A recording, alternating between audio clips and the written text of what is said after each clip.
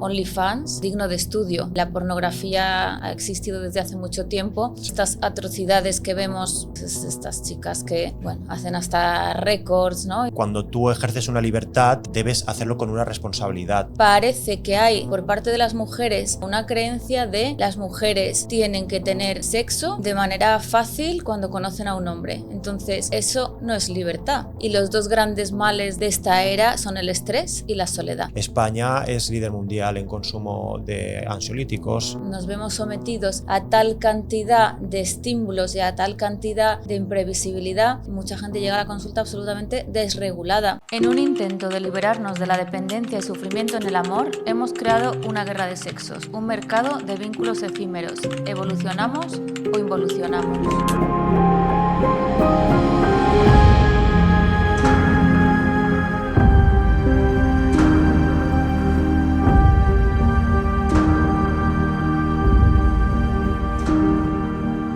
Hola a todos, bienvenidos un día más a Entre Divanes, un podcast de Psicólogos Princesa. Yo soy Ana Millán, directora de la Escuela de Psicología, y hoy estamos aquí con Carlos Argaver. Carlos, bienvenido.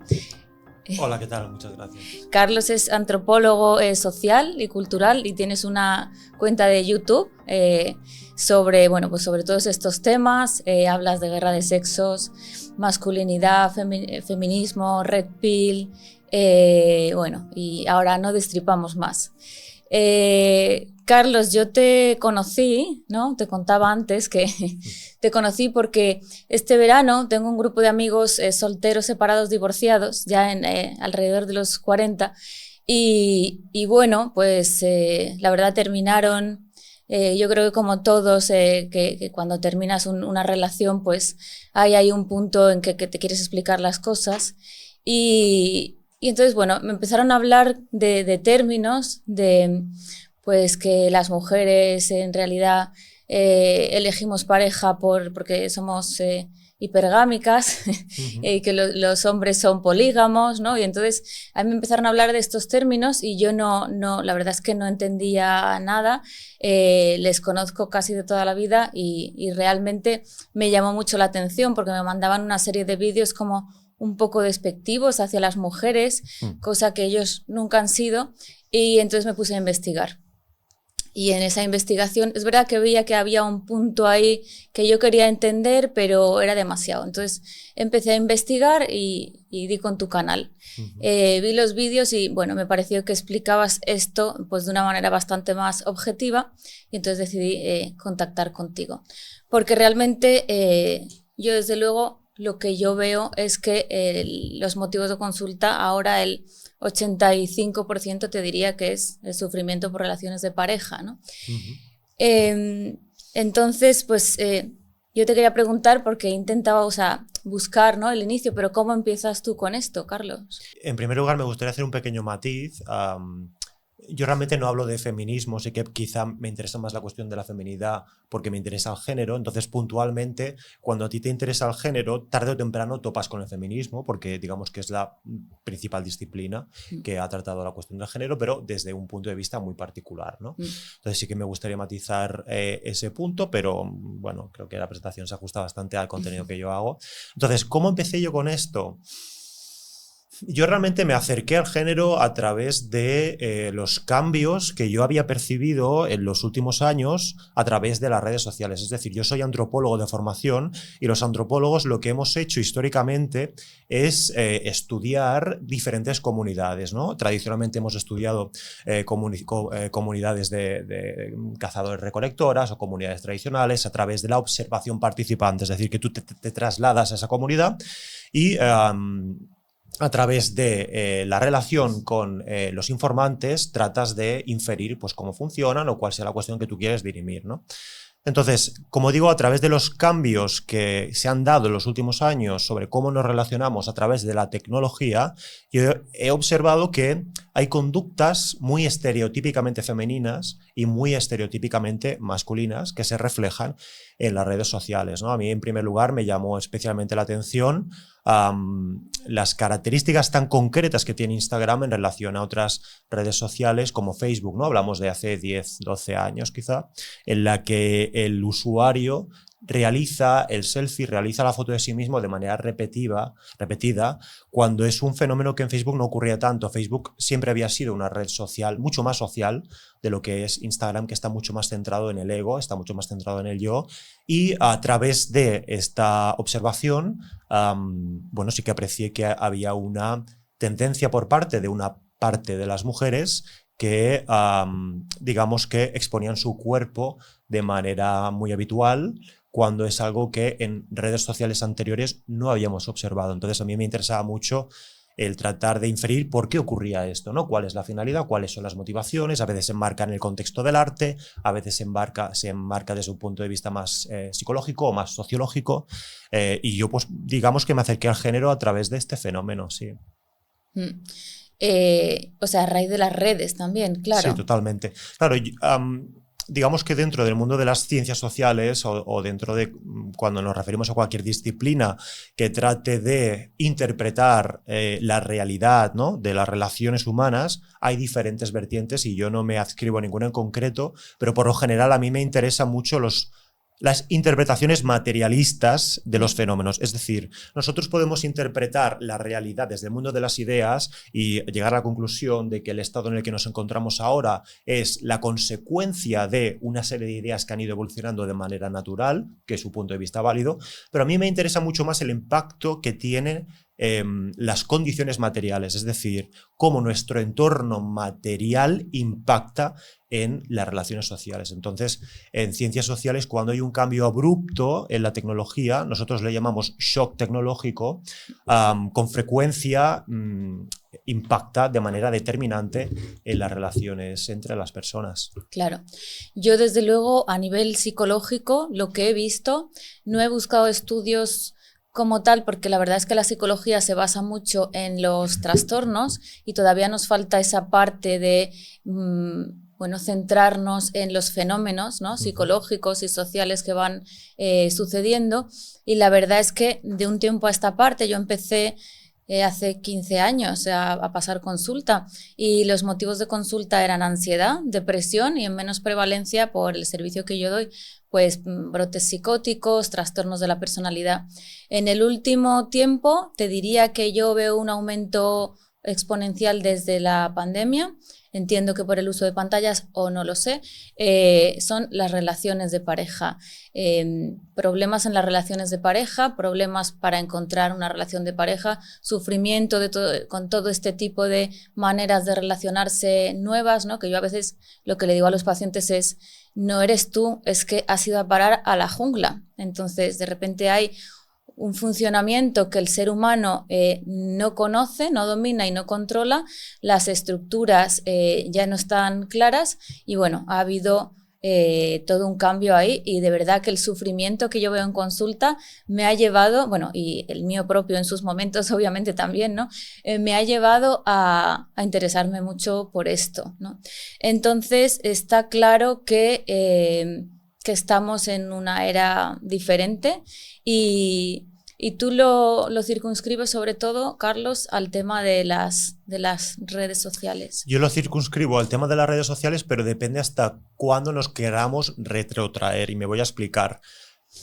Es muy evidente que, y cada vez más, ¿no?, que ya no necesariamente las pantallas, que también, sino el uso que se da, ¿no?, que podemos entrar luego, si quieres, a profundizar en qué uso se da, sino, digamos que para interpretar la realidad debemos comprender profundamente qué es el ser humano a nivel relacional. Entonces tenemos que tener en cuenta que el Homo sapiens es un animal que está diseñado para relacionarse simultáneamente con un máximo de 150 individuos, teniendo en cuenta que tenemos un pasado evolutivo en el que nos organizábamos en agrupaciones de unas decenas de personas, y puntualmente pues sí que hacíamos encuentros con otros grupos donde se establecían matrimonios u otro tipo de rituales.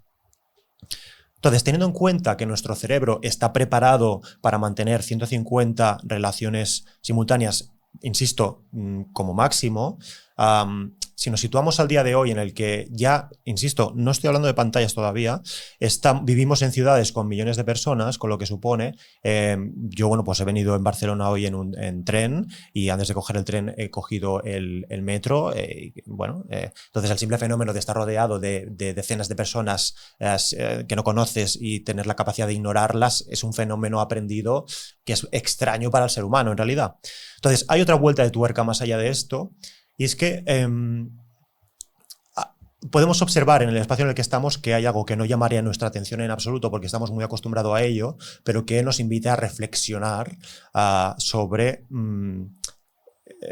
¿cómo puedo decirlo?, cómo influye nuestro entorno. Y me refiero a las paredes. Parece como que muy anodino, ¿no? ¿A dónde quieres ir a parar? Pero el hecho de vivir ya no siquiera en ciudades, sino en edificios con paredes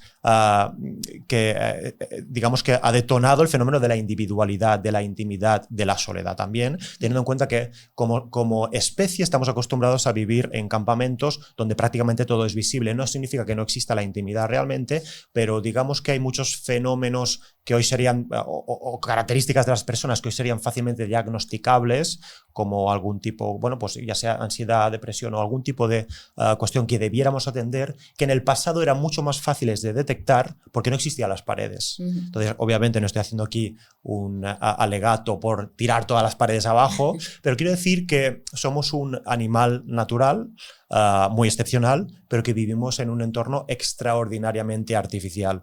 Y el último colofón pues es el hecho de, bueno, la tecnología, ¿no? Y las pantallas y las redes sociales.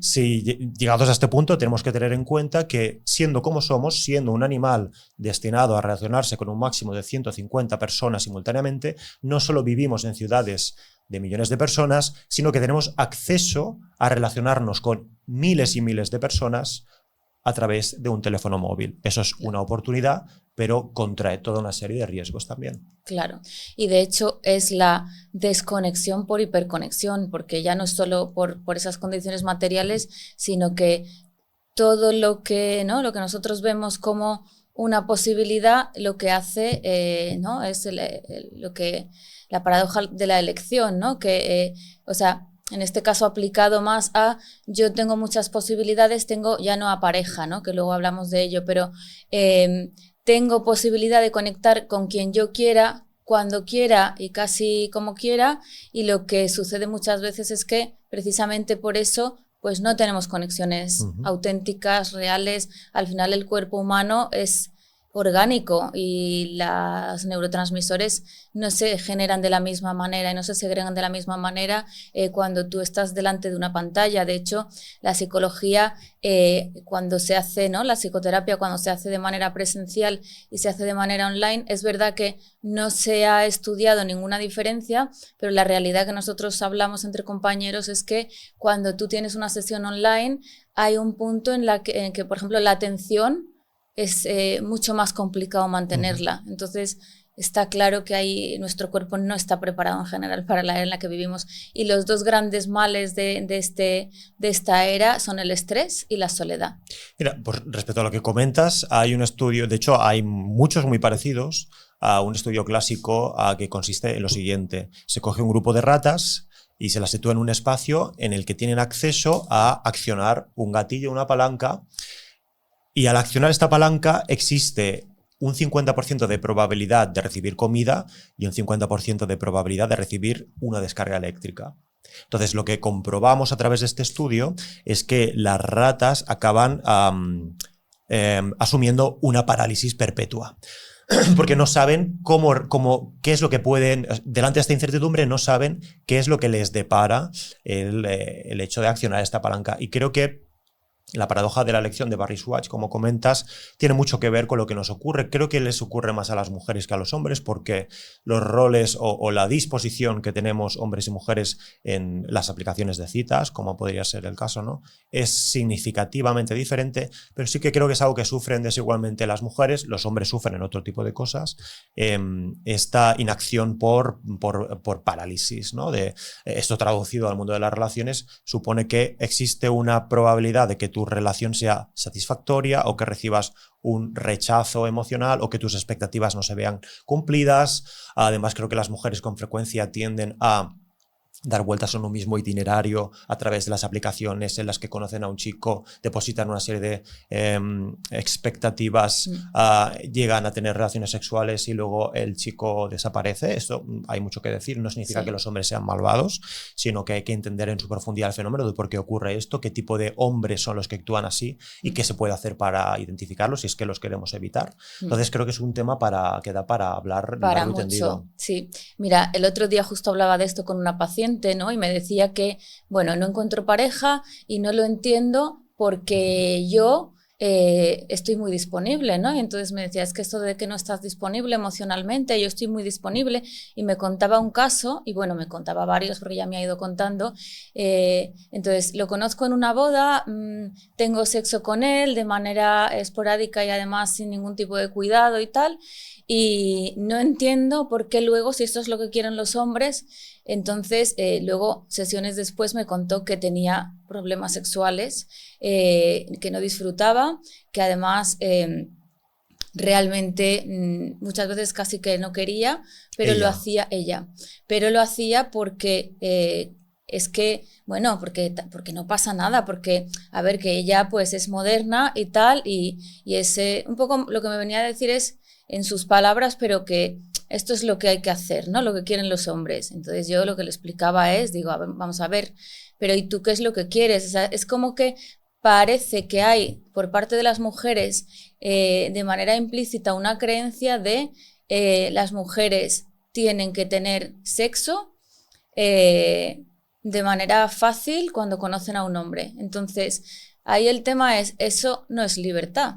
Es decir, es que se ha convertido lo que ha sido la liberación sexual, ¿no? Se ha convertido para muchas mujeres en una obligación autoimpuesta que realmente no nos lleva más que a utilizar el cuerpo como un objeto, que además precisamente esa conducta es paradójica porque lo que conlleva es justo lo contrario, que después el chico desaparezca. A ver, no siempre, pero es bastante habitual.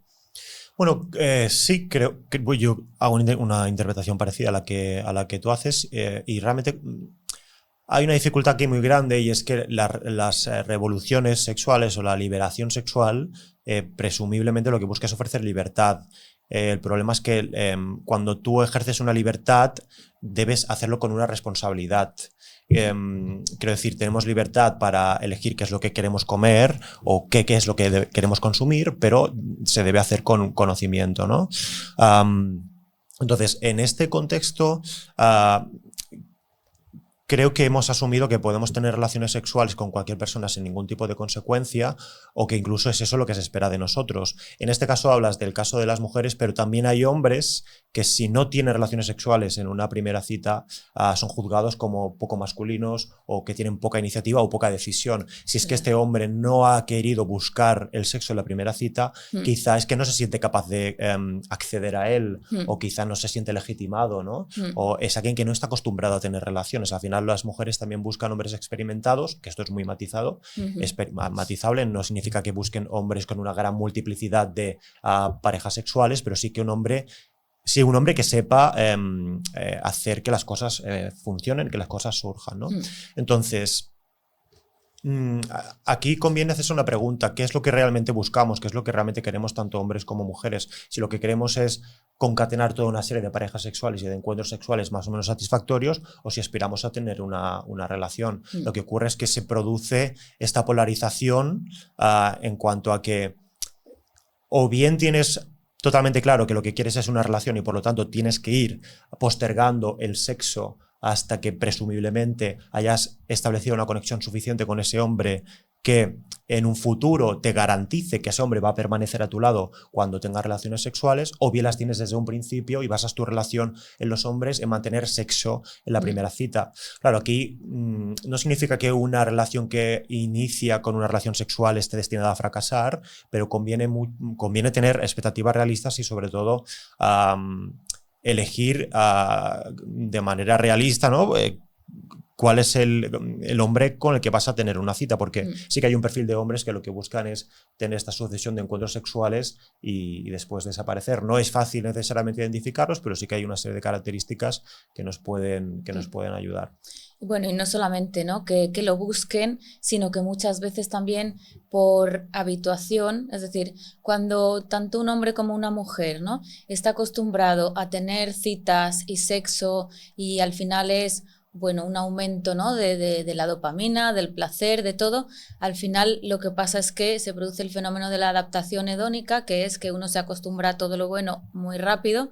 Entonces, una vez que ya tienes una y otra cita, lo que pasa es que cuesta mucho más enganchar y cuesta, porque enseguida, como sube rápido, también baja rápido. Entonces esto lo cuenta también mucha gente, ¿no? Es que al principio todo era muy intenso, pero luego ya, pues no, pues bueno, pues di un bajón y ya no sé qué me pasaba, que no quería seguir. Claro, además yo creo que es muy habitual que consigamos las relaciones sin ningún esfuerzo. Es decir, en un contexto social real, cuando tú conoces a una potencial pareja, digamos que la escala es mucho más lenta. Tú tienes que hacer un esfuerzo por demostrar tu interés a esa persona, pero que no sea lo suficientemente evidente como para verte expuesta o expuesto a un posible rechazo directo, y a la vez debes interpretar las señales de esa persona para saber si eres correspondido o correspondida. Y a partir de aquí se da una sucesión, pues, de encuentros, de conversaciones que pueden favorecer o no que se desencadenen en una relación, ¿no? A posterior. Sin embargo, esto no es así ahora. En el momento en el que tú tienes un match, una coincidencia en una aplicación de citas, sabes que la mitad del trabajo está hecho. Entonces, si tú tienes sexo con mucha facilidad, cuando tú no has tenido que esforzarte, cuando no has tenido el tiempo suficiente para conectar con esa persona, el sexo tiene un valor menor, aunque pueda provocarnos placer, porque a todos nos gusta el sexo, no tiene la misma significación, desde luego. Justo. Y lo que decías de los hombres, yo creo que también es muy interesante, ¿no? Que hablamos mucho de la parte de la mujer, de cómo nos sentimos utilizadas, porque en el fondo hay una parte que si tú piensas que tienes que tener relaciones sexuales sí o sí porque tienes la libertad, también te estás utilizando tú a ti misma, ¿no? Autoexplotando a tu cuerpo. Si es que lo haces porque crees que tienes que hacerlo, no porque realmente estás decidiendo tú hacerlo, ¿no? Pero el tema de los hombres, a mí una cosa que también me ha sorprendido mucho a lo largo de todo este tiempo que llevo en la consulta, y es que en realidad la mayor parte de problemas sexuales que yo he visto, o por lo menos lo que es vivido como un problema sexual, que otra cosa es que lo sea, es por parte de los hombres, ¿no?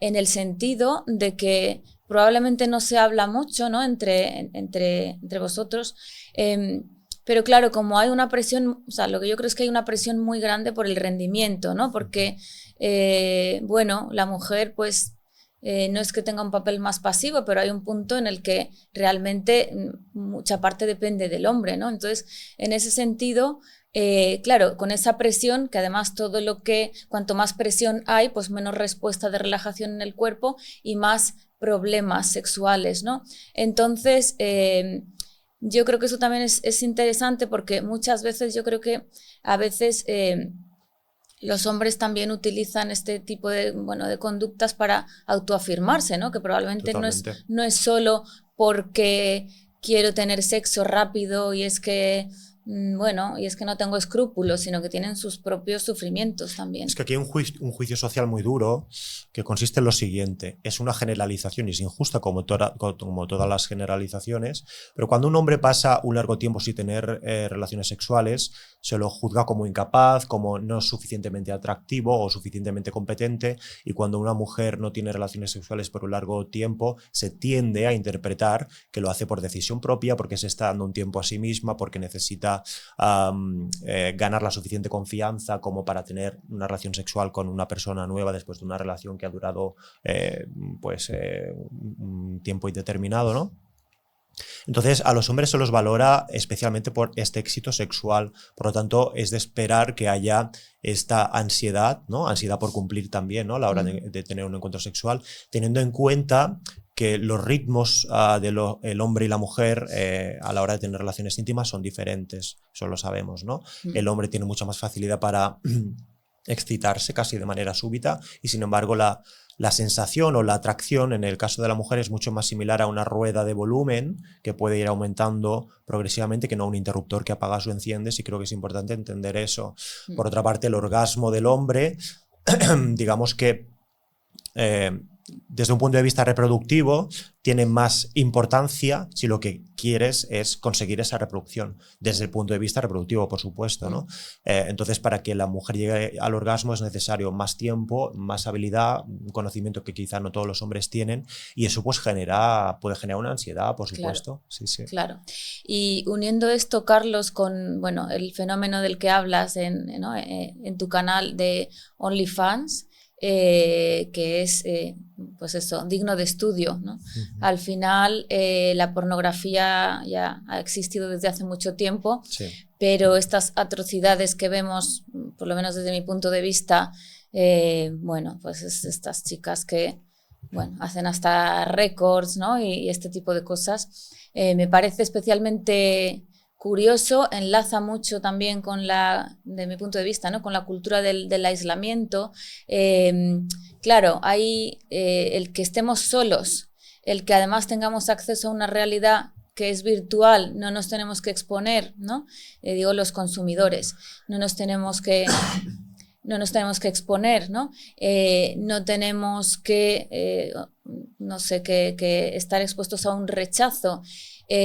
Bueno, pues probablemente es lo que ha fomentado todo esto, que yo creo que son fenómenos que siempre han existido, o sea, quiero decir, no mediante pantallas, pero que el deseo siempre ha existido y el querer tener acceso a, bueno, a no tener un rechazo, ya que haya una persona, pues como, entre comillas, trabajando para ti en ese sentido. Pero claro, ahora se ha complicado todo mucho, ¿no? Con esta plataforma también. Claro, yo creo que OnlyFans es el fenómeno de la competición intrasexual femenina 2.0, y me voy a explicar. Con la irrupción de Instagram, con la popularización de Instagram, se produjo este fenómeno novedoso en el que una parte indeterminada de las mujeres exponían su cuerpo para ganar validación social. Esto es algo en lo que también participan los hombres, pero digamos que las mujeres tienen mayor facilidad debido a que esta aprobación sexual en parte la obtienen de los hombres, que son mucho más reactivos a este tipo de contenido que no las mujeres, ¿no? Entonces, cuando hablo de competencia intrasexual me refiero a que cuando hablamos de competencia, con facilidad imaginamos a una serie de hombres compitiendo, porque de hecho los hombres son competitivos y nos gustan los deportes de competición, pero eso no significa que las mujeres no sean competitivas entre ellas mismas. Si bien existe una jerarquía entre los hombres, también existe una jerarquía femenina que ya podemos observar desde la niñez o desde el instituto, ¿no? Sobre pues cómo nos vestimos, cómo nos peinamos, cómo nos maquillamos.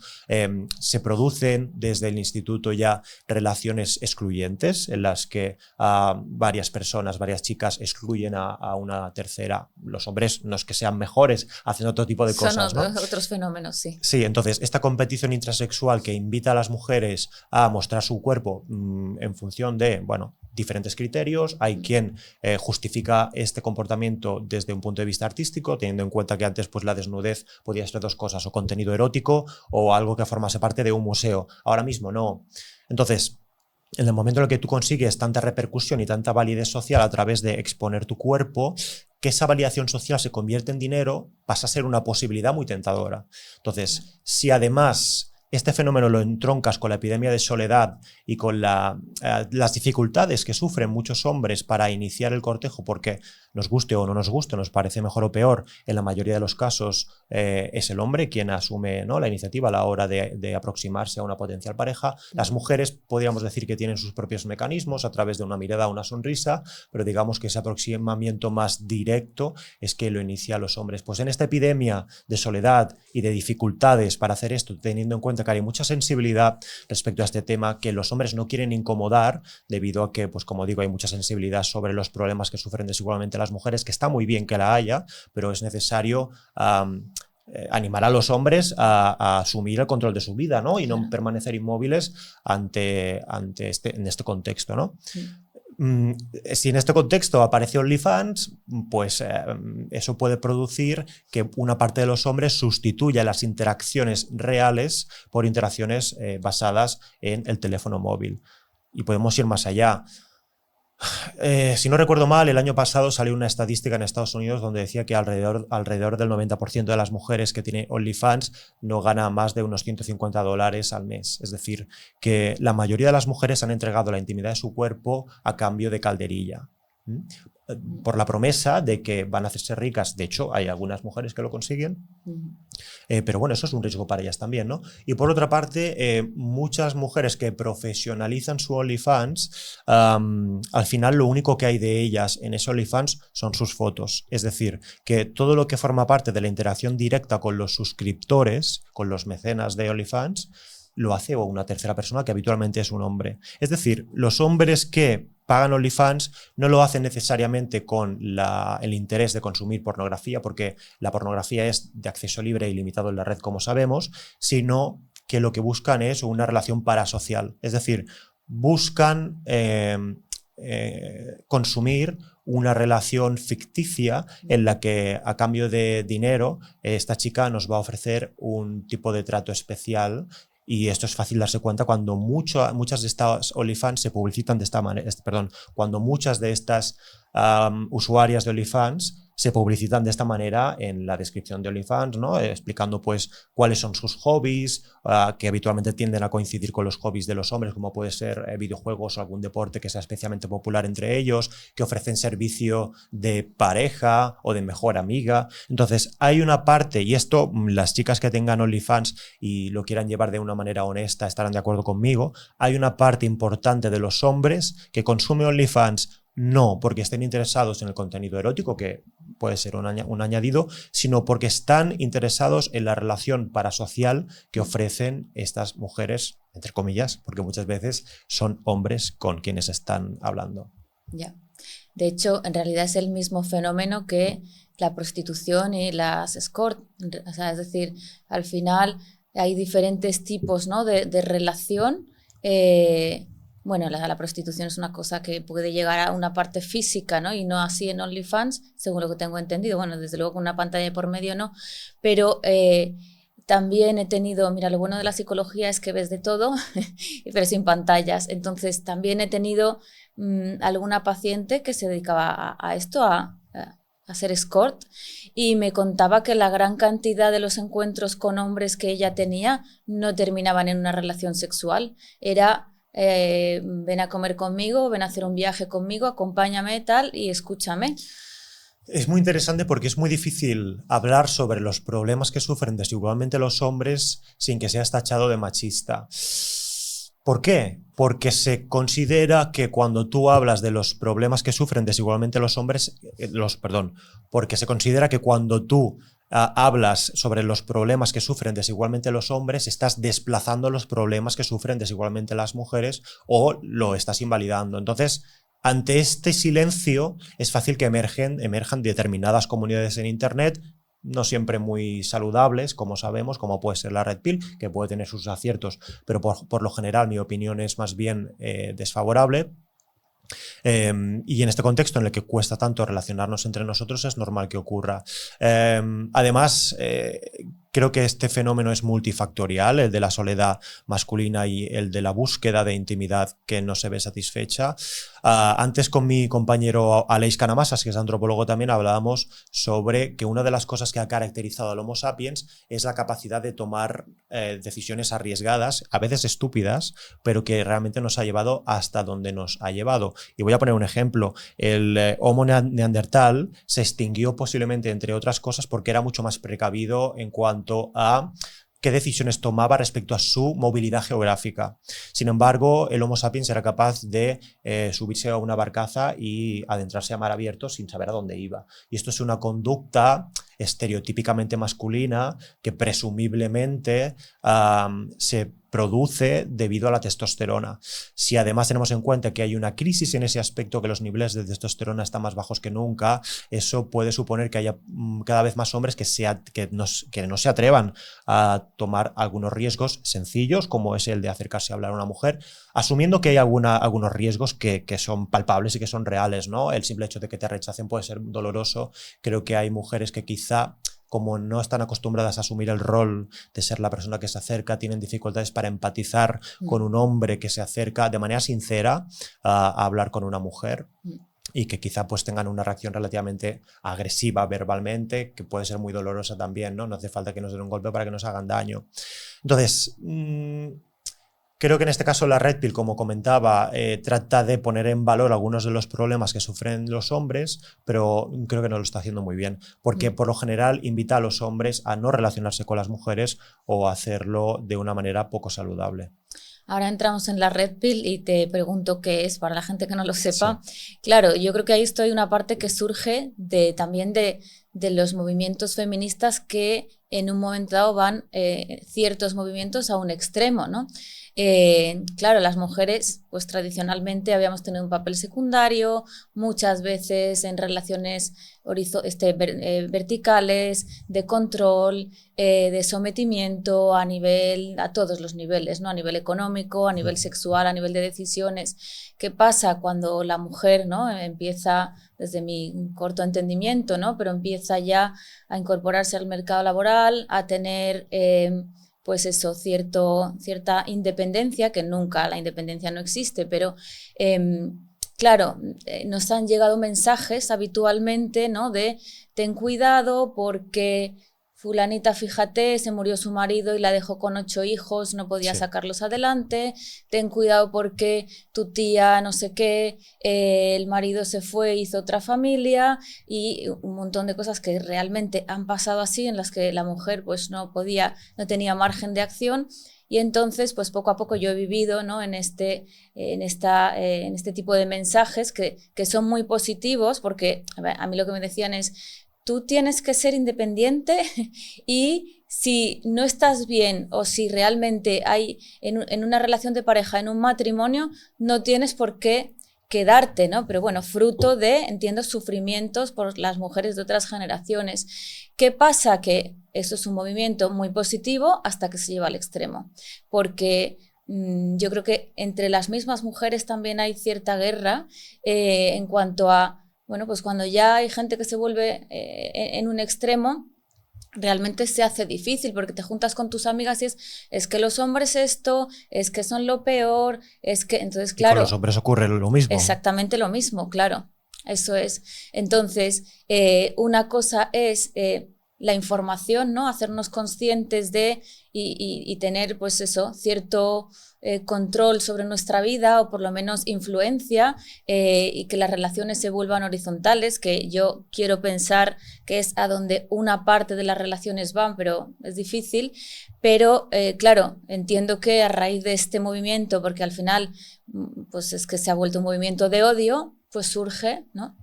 Bueno, hay una parte del feminismo, afortunadamente no todo, que hace una interpretación habitualmente desfavorable sobre cualquier fenómeno que sea ampliamente interpretable.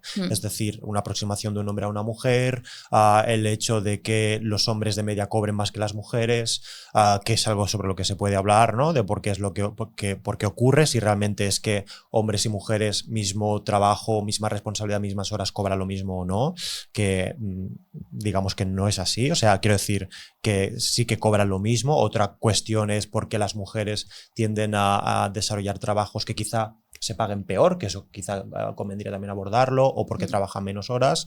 Entonces, como dices, el incentivar la independencia de las mujeres es algo de interés. De hecho, en las sociedades en las que la mujer depende económicamente del hombre, el índice de divorcios es menor, pero no porque las mujeres lo deseen, sino porque se da esa dependencia y no tienen otra elección que permanecer en una relación que posiblemente no quieran. Sin ir más lejos, muchos de nuestros abuelos, en caso de que sus relaciones se hubiesen dado hoy, veríamos si realmente se hubiese mantenido en el tiempo. Sin embargo, más allá de eso, yo creo que nos encontramos en un momento en el que tenemos una tendencia a desarrollar una gran diversidad de filosofías sobre lo que las relaciones son o lo que deberían ser o qué es lo que queremos. Y en buena medida las relaciones están en el centro. ¿Qué quiero decir con esto? Que quizá antes nosotros no entendíamos que las relaciones fuesen un fin, sino un medio, ¿no? Al final la familia, ¿no? Que digamos que es el principal núcleo socializador y era un elemento de supervivencia. O sea, la finalidad de la familia es sobrevivir económicamente, educar a los hijos, mantener un legado, tener unos hijos que se puedan hacer cargo de ti cuando seas mayor, y ahora eso se ha difundido en nuestras sociedades de bienestar, presumiblemente de bienestar, pero digamos que hay una serie de servicios que nos atienden mal que bien cuando tenemos necesidades en la senectud o cuando sea.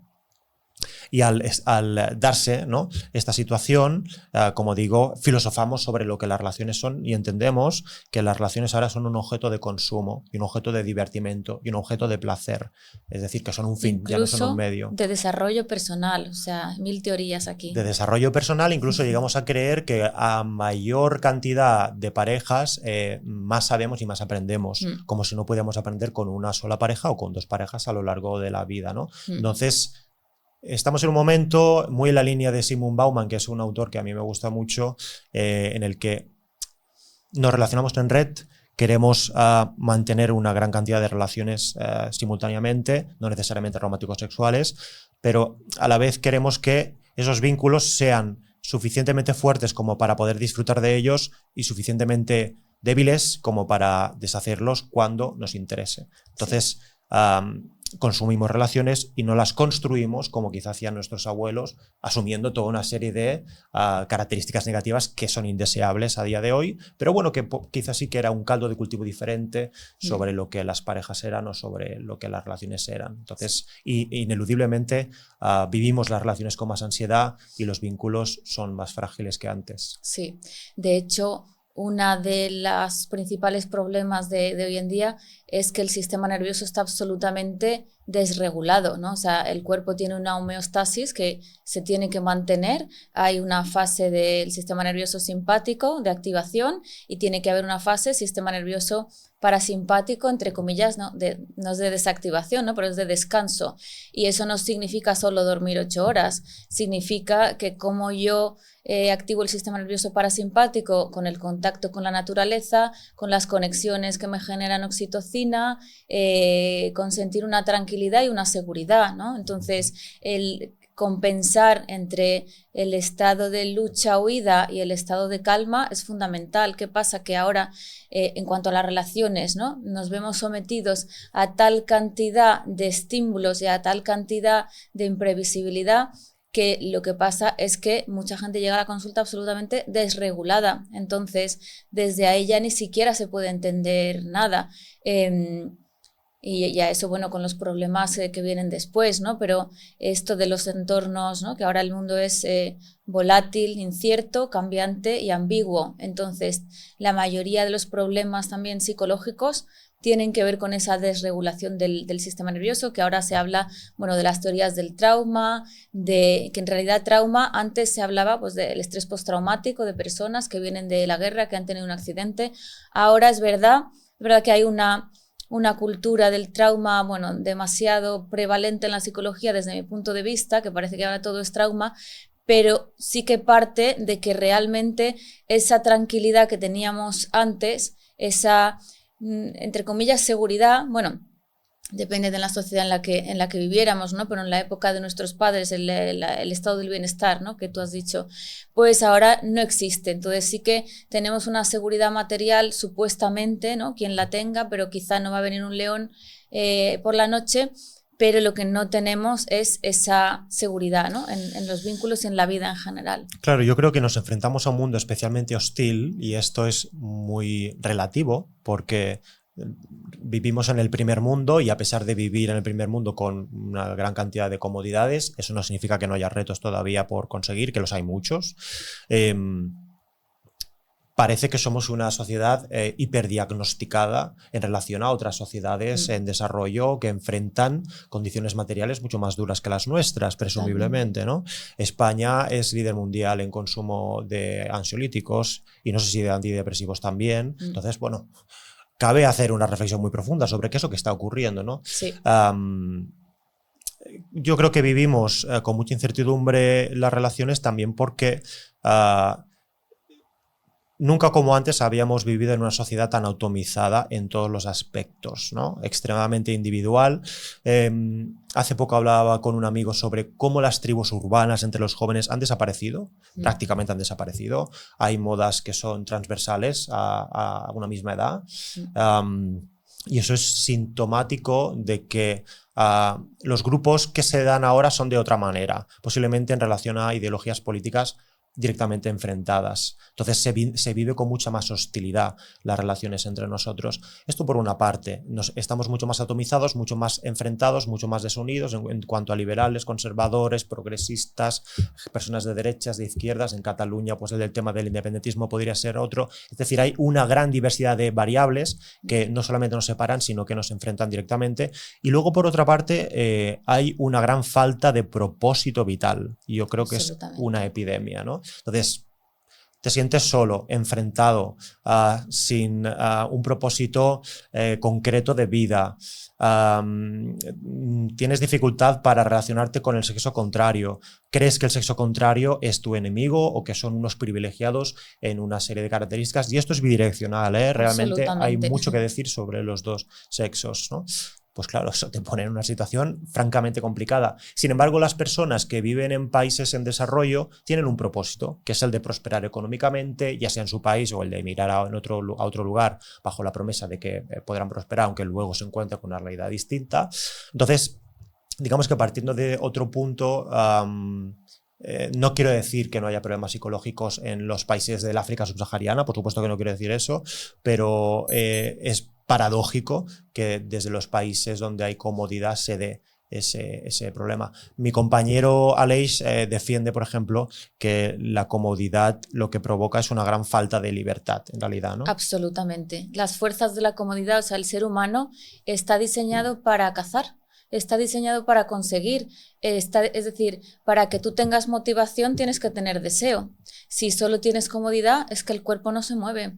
Entonces yo creo que muchos de los grandes problemas que de día de hoy, o sea, sería muy reduccionista, pero hay un rasgo transversal que es la sobreprotección y la comodidad. Entonces, cuando tú estás a un niño o a una persona cubriéndole la mayoría de sus necesidades, no le estás haciendo ningún favor porque lo que estás haciendo es que no desarrolle las capacidades que podría desarrollar y su autonomía. A mí me gustaría hacer una pregunta y es, ¿cuántas personas se duermen hoy con el móvil?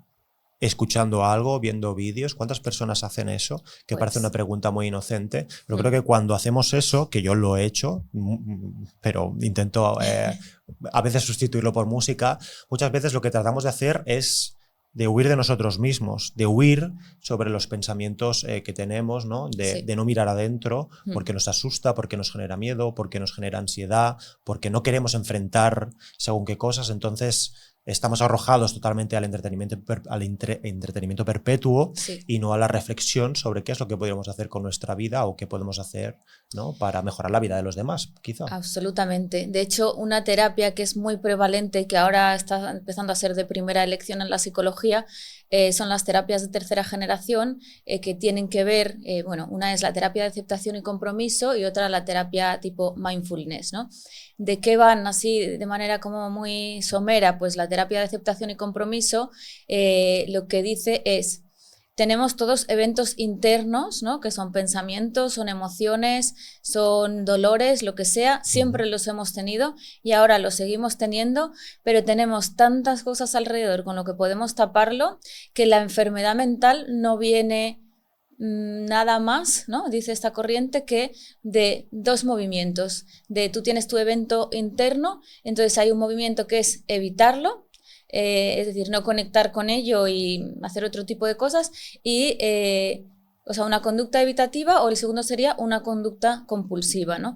Una conducta compulsiva, ¿qué es? Pues yo me encuentro mal porque no estoy teniendo pareja o estoy sintiendo un rechazo y en vez de quedarme, ¿no? Que esa es la parte mindfulness, ¿no? Donde entra el mindfulness, que es la conciencia plena de lo que te está pasando, en vez de quedarte, sostener, porque como toda la naturaleza va y viene, ¿no? O sea, las olas pues suben y luego ya se calman y luego viene otra, pero eso es lo que hay, hagas lo que hagas.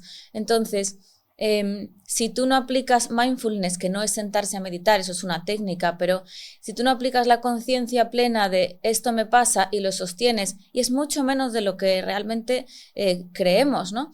Pues y enseguida le pones un estímulo, te metes en una aplicación y quedas con alguien y entonces ya no sientes el rechazo, ves el móvil y entonces el vacío ese que estás sintiendo de por la noche pues ya desaparece. Pues ahí lo que hace es empeorar el problema. Entonces encadenas uno tras otro, entonces la solución que tú querías o que tú pensabas que iba a tener deshacerte de ese evento interno se convierte en otro problema y en otro y así sucesivamente. Y para mí ese es el gran problema bueno, pues de la sociedad de a día de hoy, que tenemos tantas cosas con las que distraernos que lo que hace es no estar en contacto con nosotros, ¿no? Estamos anestesiados con el consumo y el entretenimiento. Exacto. Eso es. Volvemos, Carlos, si te parece, que nos hemos quedado ahí y creo que es un tema muy interesante, ¿no? Habíamos hablado del feminismo y luego empezamos a mencionar la Red Pill. ¿Qué es la Red Pill para la gente que no sepa? Sí, la Red Pill es una comunidad digital, es una comunidad mayoritariamente de hombres en Internet que nació pues hace posiblemente unos 15 años, depende, ¿no? Esto puede ser discutible, que propone la siguiente metáfora. A las personas, pero especialmente a los hombres, se les ofrece la posibilidad de elegir entre la pastilla azul y la pastilla roja, como una alegoría de la película de Matrix, de manera que la pastilla azul representa los mitos del amor romántico, o incluso que el amor romántico es un mito, cosa que es una falsedad, porque el amor romántico se da en todas las sociedades que hemos estudiado, incluso en las que hay matrimonios de conveniencia. De manera que si tú decides consumir esta pastilla, aceptas seguir creyendo en una serie de falsedades que han sido insufladas, ¿no?, por la sociedad o por la cultura cinematográfica. Y alternativamente puedes escoger la pastilla roja, que representa una verdad incómoda, representa enfrentar la realidad y el dolor que supone hacerlo. Esto es una metáfora que es muy discutible hasta qué punto se puede establecer una disquisición totalmente hermética entre una cosa y la otra, ¿de acuerdo? Sin ir más lejos, la cultura popular explota necesidades o deseos naturalmente presentes en el ser humano, por lo tanto no es una invención, sino que explota naturalmente la necesidad de querer vivir un idilio, un romance, de encontrar una pareja estupenda, ¿no? Lo que no significa que no favorezca que haya ciertos mitos que deben ser desmentidos. Y esta verdad incómoda de la pastilla roja que deberíamos enfrentar atiende a lo siguiente. Trata de hablarnos sobre lo que las relaciones son en general y sobre lo que las mujeres son en particular, a través de una serie de máximas muy deterministas, muy totalizantes, que cuestan mucho de digerir y que en algún caso sí que hay algún punto que puede ser interesante de tener en cuenta, pero hay también muchos riesgos. Algunos de los puntos que propone la Red Pill es que las mujeres son muy difíciles de satisfacer, que las mujeres siempre buscan a una pareja que sea mejor que ellas en cualquiera de los aspectos, que esto es muy discutible. Se puede iniciar un debate sobre hasta qué punto puede haber algo de eso y hasta qué punto las mujeres hacen algo que los hombres no, que eso también es muy interesante. Que las mujeres te abandonarán a la menor oportunidad en cuanto aparezca una pareja sensiblemente más deseable que tú. A que las mujeres no se enamoran de verdad, sino que realmente el interés que las mueve las relaciones son cuestiones puramente pragmáticas, que las mujeres no padecen duelo cuando acaba una relación y un largo etcétera. Entonces, si tú eres un chico de 18 años que ha roto con una pareja de la que estabas profundamente enamorado y además lo has hecho por una infidelidad que ha llevado a cabo ella y no encuentras consuelo en nadie que te ayude a comprender qué es lo que ha ocurrido y qué es lo que puedes hacer, y topas con esta comunidad y además eres un chico inexperimentado e impresionable, podemos tener un problema. ¿De acuerdo? Entonces, dentro de esta Red Pill hay diferentes grupúsculos, desde los incel a los MGTOW, o personas que son Red Pill de manera más o menos indeterminada. Y creo que es peligroso que muchos hombres basen sus relaciones con las mujeres en aquello que la Red Pill ofrece. La Red Pill tiende a utilizar una serie de estudios científicos para justificar sus máximas, pero tiende a hacerlo de una manera muy tendenciosa. No siempre es así, pero tiende a hacerlo así, ¿no? Cuando se habla, por ejemplo, de la promiscuidad femenina, se plantea que una mujer es menos válida por el hecho de haber tenido pues, un número indeterminado de parejas sexuales, de manera que cuantas más parejas sexuales haya tenido es menos válida como pareja, o que directamente va a ser ampliamente rechazada por los hombres, o que muchas mujeres o una mayoría de ellas durante su veintena basan sus relaciones con los hombres en tener relaciones sexuales, y no es hasta los 30 que entonces deciden buscar pareja de manera hipócrita, ¿no? Porque presumiblemente a los 30 empieza a decaer su belleza y entonces es momento de cambiar de estrategia. No significa que no haya mujeres que actúen así, pero esto no es representativo de lo que las mujeres son, ¿no? Por lo tanto, bueno, pues tenemos un buen galimatías montado con esto. Sin embargo, ¿qué cosas creo que han hecho bien? Hay un grupo dentro de la Red Pill que serían los incel, que son los célibes involuntarios, que se han hecho popular lamentablemente por haber llevado a cabo bueno, pues, asesinatos múltiples o suicidios muy escandalosos. Pero creo que es mucho más que eso. Son hombres que no pueden tener relaciones sexuales con las mujeres o románticas porque no se sienten en la capacidad de hacerlo, o porque son rechazados de manera sistemática. Las causas por las cuales un incel pueda verse en esa situación pueden ser muy amplias, desde a que físicamente son tildados como muy poco atractivos, o una gran falta de habilidades sociales, o incluso podemos hablar de un diagnóstico. La prevalencia del espectro autista entre los incel es mucho mayor. Se especula con que cerca de un tercio podría ser autista, ¿no? entre los incel, y eso pues ayuda a comprender muchas cosas, porque los incel tienen una pobre teoría de la mente, unas dificultades para empatizar los intereses de la otra persona, de interpretar ciertas señales, por lo tanto tiene mucha profundidad. Entonces, a partir de aquí me dirás por dónde quieres que continuemos. Bueno, porque desde luego que este fenómeno, no sé si conoces el fenómeno Hikikomori, que empieza en Japón, ¿no? Que pues eso, al final por una ansiedad social, fobia social, dificultad para relacionarse, bueno, pues es gente que se mete en su casa y entonces se dedican a relacionarse desde las pantallas, ¿no? Es un fenómeno más típicamente común de hombres, y probablemente tiene mucho que ver con esto. Sí, ¿no? perdóname un apunte porque al final creo que no he acabado el razonamiento. Sí. Uno de los puntos favorables de la Red Pill es que gracias a que hay una comunidad incel que ha compartido sus problemas, que eso es algo también muy discutible, hasta qué punto un grupo de personas que tiene un problema psicológico,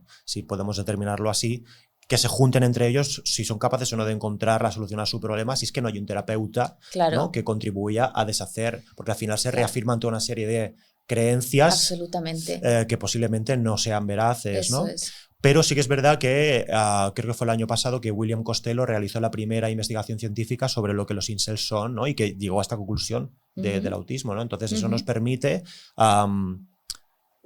conocer el fenómeno de cerca desde una visión científica, y sobre todo comprender que es un grupo que, más allá de que se haga popular, pues hay una serie de Netflix, ¿no? Donde creo que, si no me equivoco, no la he visto, pero donde se relata las vivencias de un incel que acaba siendo un asesino.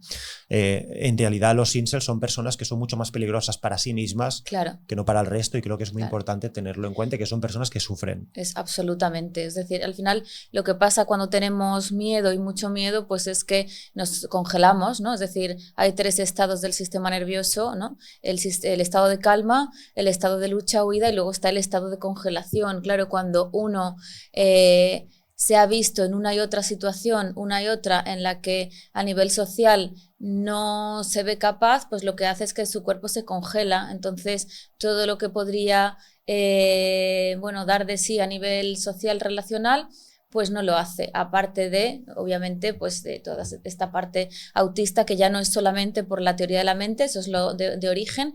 El mantenimiento es que, claro, al verse tan diferentes, pues eso, se genera este proceso de congelación de no tengo confianza ya en que esto vaya a funcionar, ¿no? Y aún sin tener un trastorno del espectro autista, bueno, pues eso, el resto de los 2 tercios normalmente es gente que se mete pues en este proceso que te decía, ¿no? De evitación. Claro, cada vez hay más estudios y más terapias dirigidas a a este tipo de personas, ¿no? Lo que sucede es que muchas veces tienen una sensación de desesperanza, ¿no? Porque si pasa una cosa, yo creo que también con todo este tema de las redes y las aplicaciones y tal, claro, nosotros de repente abres una aplicación y ves una cantidad de personas con las que tú potencialmente te podrías relacionar, pero eso no es verdad. Y eso, antes de que hubiese redes, no sé hasta qué punto una persona podía tener esta expectativa, ¿no?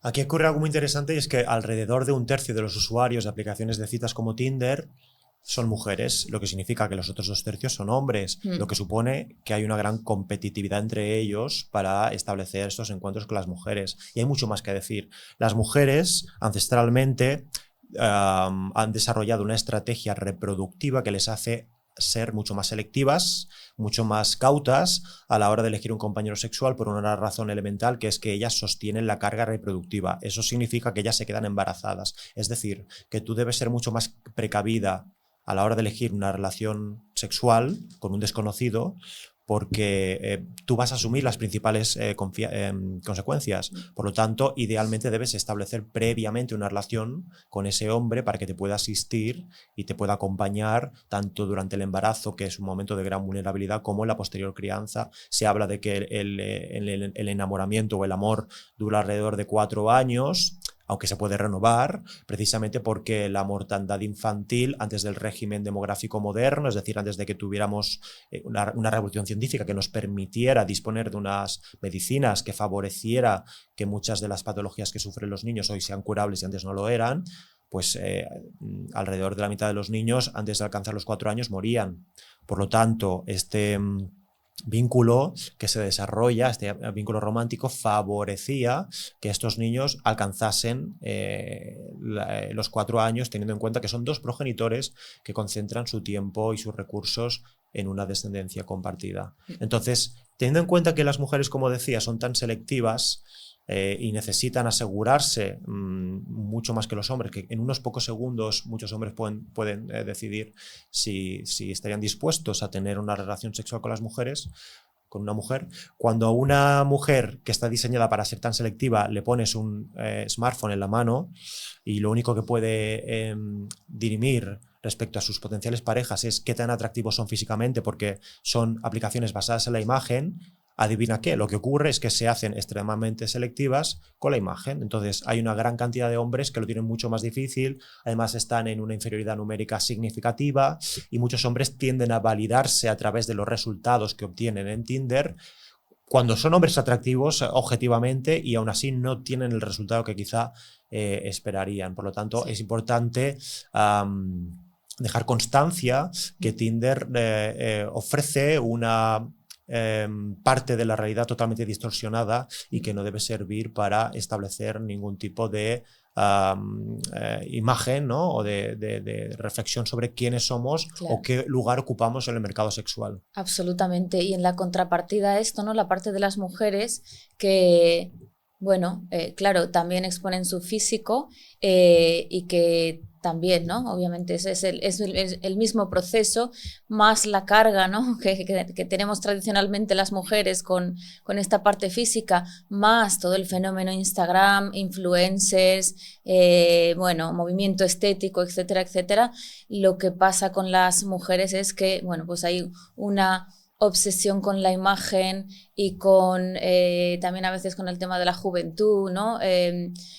Porque hay como esa fantasía, ¿no? De yo puedo acceder a, pero no es verdad. Es decir, tú puedes acceder a tener sexo con muchas personas si eres mujer medianamente, bueno, atractiva o no, o sea, quiero decir, en un término medio, pero es una fantasía porque realmente si lo que estás buscando, que el ser humano tiene una tendencia natural a buscar compromiso y a asociarse con otros seres humanos porque somos seres sociales, pues al final también se achaca muchas veces al físico y en vez de entender que es que el proceso que tú estás haciendo para buscar pareja no es el idóneo ni tampoco la manera en la que tú te estás relacionando con el otro género, pues muchas veces lo que se hace es atribuir a la imagen. Y entonces... Totalmente. De hecho, es un fenómeno tan extendido como desconocido. Creo que cada vez se divulga más sobre ello, se habla más abiertamente sobre ello, pero hay un grupo de mujeres que tienden a participar, ¿no? Que participan en estas aplicaciones de citas, que tienden a relacionarse con hombres extremadamente atractivos físicamente, que capitalizan buena parte de los encuentros con las mujeres en estas aplicaciones, pero que son hombres que realmente no son accesibles en cuanto a que no están disponibles emocionalmente o que no están disponibles como pareja para la mayoría de las chicas. Es decir, son hombres que tienen relaciones sexuales y luego desaparecen. Entonces es importante que muchas de las mujeres que participan en estas aplicaciones tengan expectativas realistas en ese aspecto. Es decir, que el hecho de que un chico muy atractivo físicamente te dé un like no significa que ese chico necesariamente tenga algún tipo de interés romántico en ti.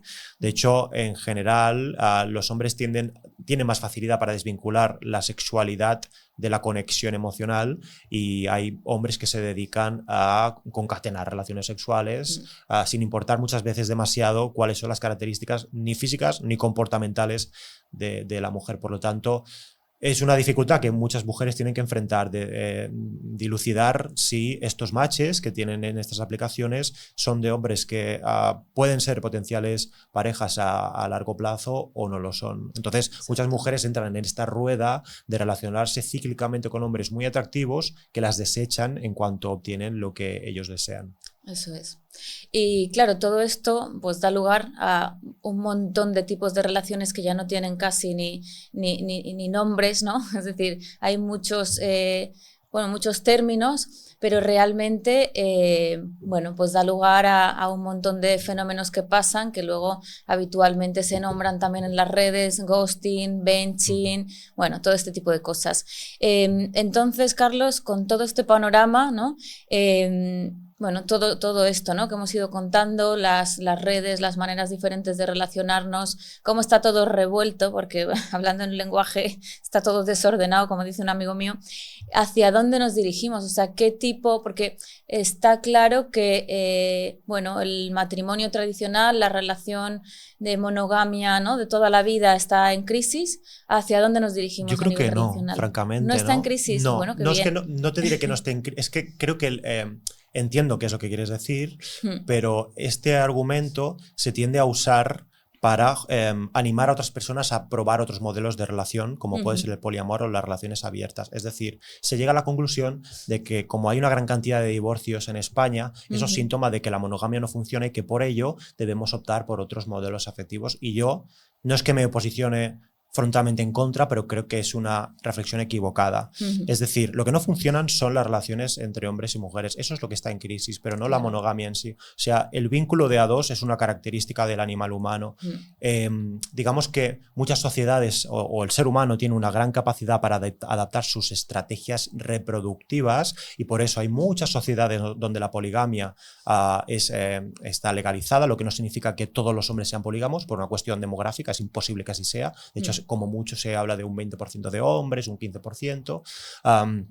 Pero en esencia el ser humano es monógamo, y esto es algo que los antropólogos evolucionistas defienden de manera bastante sólida en general. Entonces, no está en crisis la monogamia. Lo que debemos comprender es que nosotros, como sociedad occidental, hemos sacralizado las relaciones, es decir, las hemos hecho sagradas. El matrimonio lo hemos hecho hasta que la muerte nos separe, y debemos comprender que la mayoría de sociedades lo que llevan a cabo es una monogamia serial, es decir, inician una relación, disfrutan de ella, tienen hijos o no los tienen, y cuando la relación acaban, sin más complejos, inician otra relación. Eso no significa que debamos asumir que cualquier relación que iniciemos va a acabar irremediablemente y que debamos ya empezar a planificar cuál será nuestra próxima relación, pero debemos vivir las relaciones de pareja basándonos en las cosas de las que podemos disfrutar en el presente, sin ansiedad por un posible final y sin necesidad de pensar que la monogamia no funciona, porque no es así. No es así. De hecho, una relación abierta o una relación poliamorosa en absoluto es más sencilla de llevar a cabo que la monogamia, porque tienes que estar lidiando con celos, tienes que estar renegociando las condiciones de la relación. En muchos casos, una de las dos personas tiene unas preferencias y la otra otras, o una de ellas accede a abrir la relación por presión de la otra y por miedo a perder la relación acepta ese nuevo modelo afectivo. Entonces, hay que respetar la libertad para que las personas lleven a cabo el estilo de vida que deseen, pero yo no estoy de acuerdo en que la monogamia está en crisis o que debemos rechazarla o que no somos monógamos por naturaleza, y creo que es algo que se repite con frecuencia y conviene dejar claro que no es así. Sí, me refería sobre todo a, bueno, que la gente tiene una desesperanza, ¿no?, en que las relaciones de pareja funcionen, y yo creo que has hecho muy bien esa anotación, y es que las relaciones de pareja sí funcionan, lo que no funciona es la obligación, ¿no?, de estar toda la vida juntos, ¿no?, como tú dices. Sí, la expectativa de que, por ejemplo, yo he hablado varias veces de mi padre en espacios como este, poniéndolo como ejemplo, espero que no le sepa mal que lo mencione, pero mi padre puntualmente ha anunciado lo siguiente: mi matrimonio fue un fracaso. Es como, bueno, tu matrimonio se dio, fuiste feliz durante un tiempo, tuviste 2 hijos y luego terminó e iniciaste otro matrimonio. ¿Eso significa que tu matrimonio fracasó? No creo que haya que explicarlo en esos términos. No. Algunos matrimonios quizás sí fracasan y desde el primer momento son un desastre, pero no creo que sea el caso de mis padres, por ejemplo. Por lo tanto, creo que hay que reinterpretar las relaciones de pareja, ¿no? Lo que le pasa al ser humano es que quiere evitar el sufrimiento a toda costa. Entonces, antes teníamos la ilusión de la relación de pareja para toda la vida, y como ahora ya se ha demostrado que no, entonces intentan inventar pues otro tipo de relaciones, ¿no?, que ya estaban inventadas de antes. Pero yo he llegado a escuchar yo soy poliamorosa porque como tengo apego ansioso, entonces así estoy más segura. Digo, bueno, la verdad es que lo que haces es acumular ahí un poco de trauma, ¿no? Y permítanme un comentario sobre eso. Cuando se plantea sobre cuál es el modelo afectivo que debería o no debería tener el ser humano, teniendo en cuenta qué es lo que es natural, las relaciones abiertas o el poliamor, yo no te diría que no deberían estar encima de la mesa, pero como mínimo deberían estar en un lugar totalmente secundario, porque si tú haces un escrutinio de todas las sociedades que conocemos hasta ahora, el modelo más extendido después de la monogamia es la poligamia, que no poliandria, es decir, poliginia en este caso. Es decir, hay 2 tipos de poligamia: el marido que tiene diferentes esposas o la esposa que tiene diferentes maridos.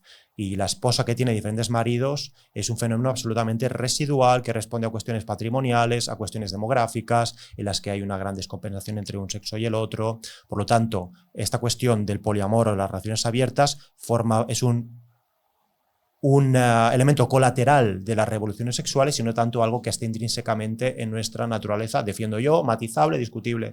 Es un fenómeno que nació sobre todo en la segunda revolución sexual de los años 60 con la invención de la píldora anticonceptiva, de nuevo condición material que detona cambios sociales, y que de nuevo está sobre la mesa no porque seamos una sociedad muy virtuosa que defiende la libertad individual, sino porque tenemos a nuestra disposición la tentación de conocer una gran multiplicidad de parejas sexuales, y por lo tanto conviene de nuevo poner sobre la mesa si las relaciones abiertas o el poliamor es un modelo más deseable o menos.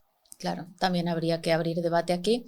Pero bueno, yo me quedaría, Carlos, para terminar, ¿no?, en síntesis, con que hay esperanza, que realmente no tiene que ver con que el ser humano se haya degenerado, sino que tiene que ver con cómo utilizamos la tecnología, con cómo utilizamos, como tú dices, nuestras condiciones materiales, con lo conscientes que somos de nuestras necesidades y no nos autoengañamos. Y sería algo así como, bueno, tú tienes mucha comida disponible, puedes comer todos los días comida basura, o puedes ir al supermercado o al mercado y comprar cosas, bueno, que sean saludables, y hacerte responsable, hacerte cargo de eso, aunque tengas a disposición un montón de cosas cada segundo. Es muy interesante eso, porque creo que es importante, acabamos, el diferenciar lo correcto de lo placentero. Es decir, a veces lo placentero puede ser correcto y a veces no. Y creo que has puesto un muy buen ejemplo, y esto puede ser extrapolable también al ámbito de las relaciones romántico-sexuales. Y me gustaría acabar con una última reflexión. Creo que no todo está acabado, creo que el ser humano ha llegado donde ha llegado porque hombres y mujeres nos hemos sabido entender. Ha habido momentos a lo largo de la historia especialmente complicados para la mujer, eso lo sabemos, pero me gustaría dejar constancia de que nuestro sistema de producción que hemos desarrollado a lo largo de la historia de manera más extendida y más dilatada en el tiempo es la de cazadores-recolectores. Los cazadores-recolectores son sociedades igualitarias, son sociedades donde hay división sexual del trabajo, por lo general, pero son sociedades extremadamente igualitarias. Por lo tanto, es algo que está en nuestra génesis. La igualdad y la comprensión entre hombres y mujeres es posible porque forma parte de nuestra naturaleza. Pues Carlos, mil gracias, un placer, la verdad que es súper interesante compartir este espacio contigo. Y a todos vosotros, muchas gracias por escucharnos y nos vemos en un próximo capítulo de Entre Divanes.